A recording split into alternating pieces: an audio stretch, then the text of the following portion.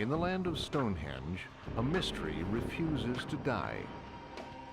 Long after human hoaxers stepped forward to claim crop circles as their own, the things seem to be reaching superhuman proportions and spreading around the world. Are they alien landing sites? Messages from a higher intelligence? Some sort of weird weather pattern? Or history's greatest prank? Well, the aliens put it there. Other civilizations evolved on this planet many tens of thousands of years ago, and some of them are returning.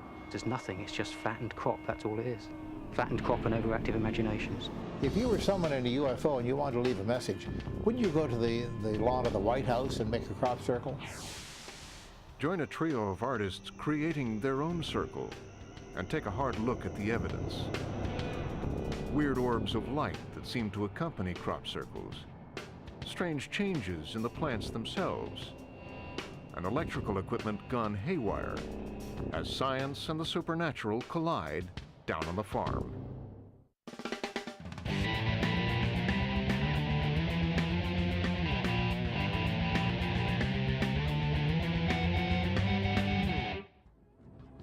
Wiltshire County in England's West Country, land of lush, rolling hills, vast farms, and mysteries ancient and modern. This is Druid country, home of white horses carved into the hills and prehistoric monuments. For thousands of years, Britons have felt that this place was sacred, and they responded with ritual and reverence. They built massive, enigmatic circles, such as Stonehenge.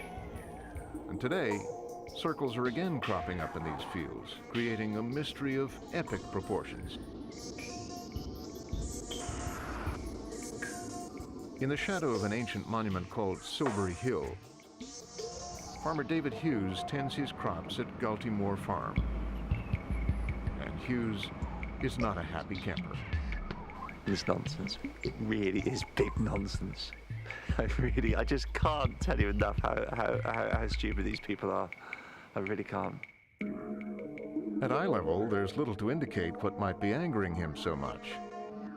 But take to the air over his farm, and it's more than evident. Someone, or something, has been wreaking havoc with his crops. It's a lovely havoc, to be sure, but for the farmer, it means a lot of unsalvageable wheat. It's costing us money and we're getting nothing out of it. If it was the other way around, how would they actually like me to come into their garden and trample down their flower bed and say that it came from aliens? If believers in the paranormal are right, Hughes is being plagued by a phenomenon that's been around for centuries. They point to a 1678 wood carving called the Mowing Devil that seems to depict the creation of a crop circle in England. But it wasn't until the 1970s and 80s that crop circles began hitting the news again. At first, they were simple enough, small single circles just 30 to 40 feet in diameter. Then they began to spring up in increasing numbers and complexity each year, and thousands of believers in the paranormal flocked to them. By 1991, a minor craze had seized Wiltshire. Then, everything came to a screeching halt. I'm Dave Chorley, this is Doug Barr, and we are the two people that created the crop circles in 1978. Artists Doug and Dave made their first circles on a whim, hoping to create something that looked like a UFO landing pad. Believers in the paranormal took the bait. Doug and Dave could never have predicted the kind of response their artwork would evoke in the public imagination. Books appeared, tourists mobbed the landscape.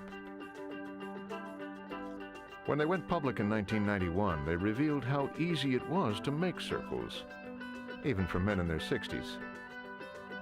Their demonstration took some of the wind out of the believers' sails, but only briefly. Trouble was, Doug and Dave couldn't have made all of the crop circles themselves. There were too many of them, too far apart. Almost 3,000 crop circles, hundreds of them outside of Britain, have appeared since 1978. In most cases, no one has claimed credit, fueling speculation about who or what could be making them. So, the mystery lives on.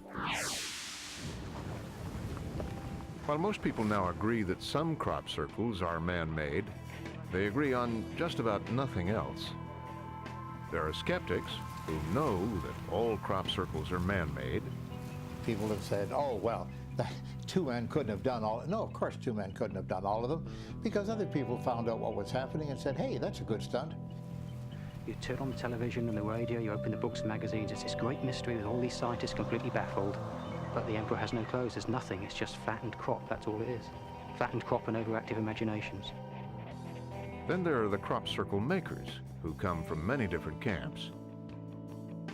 Some have fun toying with people's heads. Some are commercial artists. I'm not a skeptic and I'm not a believer, I'm an artist, and that's kind of why I make crop circles. Some believe their circular art actually creates paranormal phenomena. Great universal intelligence is looking down on us tonight. Please give us the inspiration that we require to complete this circle. Finally, there are those who believe in circles that are not man-made. Some try to study the soil and plants scientifically. Some detect strange conscious energies in the circles.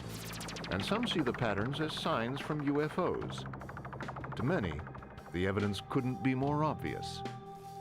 Skeptics, it's very difficult to know where their head is actually at. You know, it's trying to ask a cod what it thinks of London. You know, that's how brain dead a lot of them are. You know, we were so fed up with hearing about the debunking constantly. It's all a hoax, it's all a joke. Well, we'd all seen enough to convince us that wasn't the case.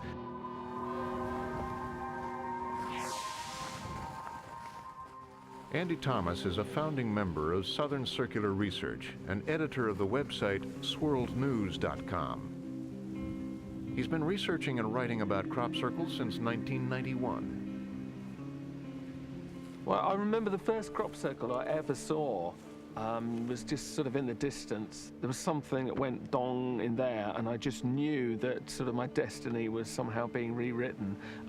There was just something so mysterious about it that called to me.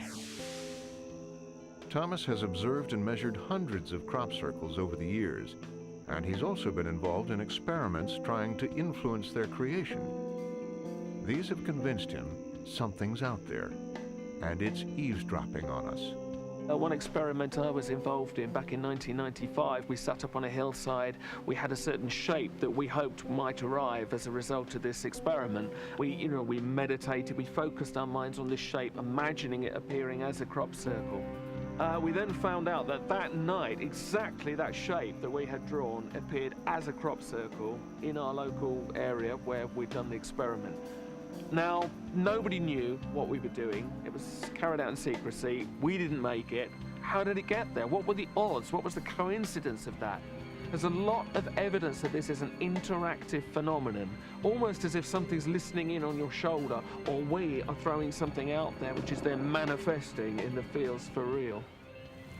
Whatever is manifesting in the fields seems to be generating strange energies. First-hand accounts tell of fresh batteries going dead, cameras malfunctioning, and compasses acting strangely. Paul Viguet says he's witnessed this firsthand. A computer programmer, he's dedicated much of his free time to the circles.